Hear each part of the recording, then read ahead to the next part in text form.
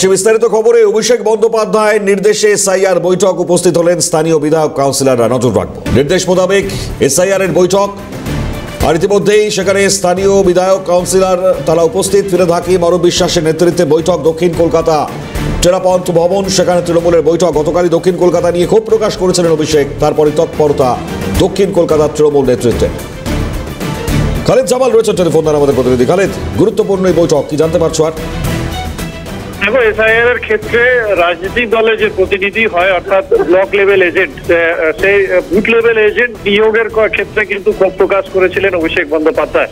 তার কারণ হচ্ছে যে বিশেষ করে বালিগঞ্জ বিধানসভা কেন্দ্র এবং বন্দর বিধানসভা কেন্দ্র, অর্থাৎ ফিরহাদ হাকিমের কেন্দ্র এবং বাবুল সুপ্রিয়, মন্ত্রী বাবুল সুপ্রিয় কেন্দ্র, এই দু কেন্দ্রের কিন্তু বিএলএ নিয়োগ করার ক্ষেত্রে কিন্তু একটা খুবই কম সংখ্যায় নিয়োগ হয়েছিল। সেটাই নিয়ে কিন্তু অভিষেক বন্দ্যোপাধ্যায় ক্ষোভ প্রকাশ করেছিলেন এবং তারপরেই কিন্তু দেখা যায় যে দক্ষিণ কলকাতা তৃণমূল জেলা কংগ্রেস নেতৃত্ব নড়ে চড়ে বসে এবং তারই পরিপ্রেক্ষিতে আজকে টেরাপন্থ ভবনে তৃণমূল কংগ্রেসের দক্ষিণ কলকাতা তৃণমূল কংগ্রেসের বৈঠক হচ্ছে।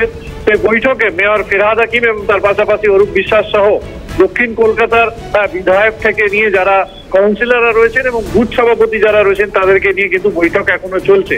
সেই বৈঠকে মূলত কিভাবে এই বিএলএ নিয়োগ করা যায় এবং দ্রুত যাতে এসআইআর এর কাজে সাহায্য করা যায়, তার কারণ হচ্ছে যেভাবে তৃণমূল কংগ্রেসের পক্ষ থেকে ভোট অধিকার রক্ষা ক্যাম্প করা হয়েছে, যে ভোট অধিকার রক্ষা ক্যাম্প অনেক জায়গায় কিন্তু এখনো বসেনি এবং সেটাই নিয়ে কিন্তু ক্ষোভ প্রকাশ করেছিলেন অভিষেক বন্দ্যোপাধ্যায়। এবং তারই পরিপ্রেক্ষিতে আজকে নির্দেশ দেওয়া হয়েছে যে স্পষ্ট এই ভোট অধিকার রক্ষা যে ক্যাম্প রয়েছে সেখানে সাধারণ মানুষকে সাহায্য করতে হবে।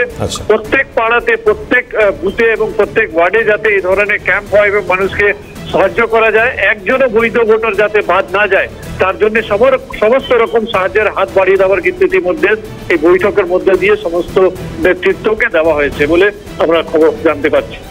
সঙ্গে থাকো খালিদ।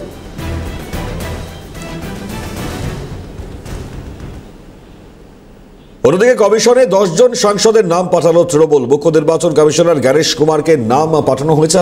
এক্স হ্যান্ডেলে পোস্টে প্রতিবাদ অভিষেক বন্দ্যোপাধ্যায় করেছিলেন, তারপরই 10 সাংসদের নাম পাঠানো হয়েছে।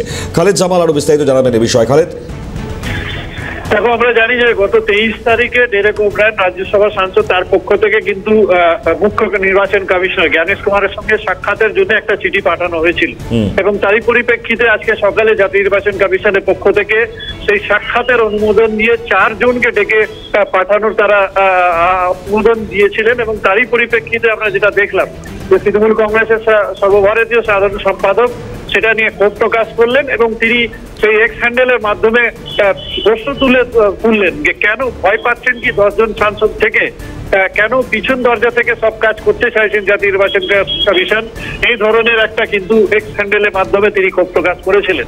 এবং তারই পরে কিন্তু যেটা দেখা গেল তৃণমূলের নেতৃত্বের পক্ষ থেকে এই 10 জন সাংসদের নাম পাঠানো হলো, অথচ জাতীয় নির্বাচন কমিশনের পক্ষ থেকে 4 জনের নাম চাওয়া হয়েছিল।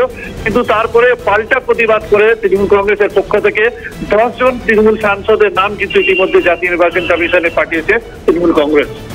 ধন্যবাদ খালিদ। কথা বলছিলাম আমাদের প্রতিনিধি খালিদ জামালের সঙ্গে।